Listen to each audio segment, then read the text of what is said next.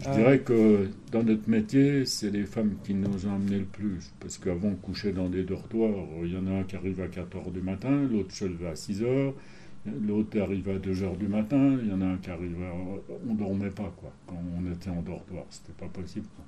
Et quand les femmes sont arrivées, bon, on a eu des chambres individuelles. C'est quand même une bonne augmentation des conditions de travail, là, sans rémunération. Mais c'est quand même important. Quand tu dis quand les femmes sont arrivées, c'est quand elles sont arrivées dans le métier ou quand elles ont Dans, commencé à se syndiquer dans le métier. dans le métier? Dans le métier, oui, ils étaient obligés de...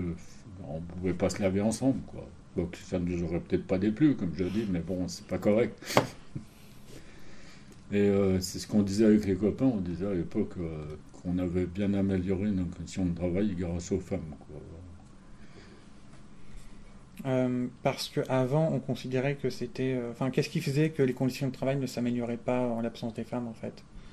Ben, ça s'améliorait pas parce que c'était pas décisif. Et puis je pense que à une époque, même les anciens qui étaient à la CGT, c'était pas un métier pour les femmes déjà. Donc voilà, c'était comme ça, quoi. Et c'était plus sur la vie familiale, le temps de travail, les salaires, quoi. On était resté sur quelque chose de global, quoi. Hmm. Alors qu'il y a, dans le métier, il y a des choses qui peuvent s'améliorer Hmm. et qui sont, c'est des petites choses, quoi. Des prises de service, par exemple, on nous faisait prendre une heure avant, et puis il n'y avait pas de machine, ou alors on nous faisait aller dans des coins pas possibles, alors qu'on aurait pu le régler autrement. Voilà ce qu'on appelle Hmm. la politique du carreau cassé, quoi.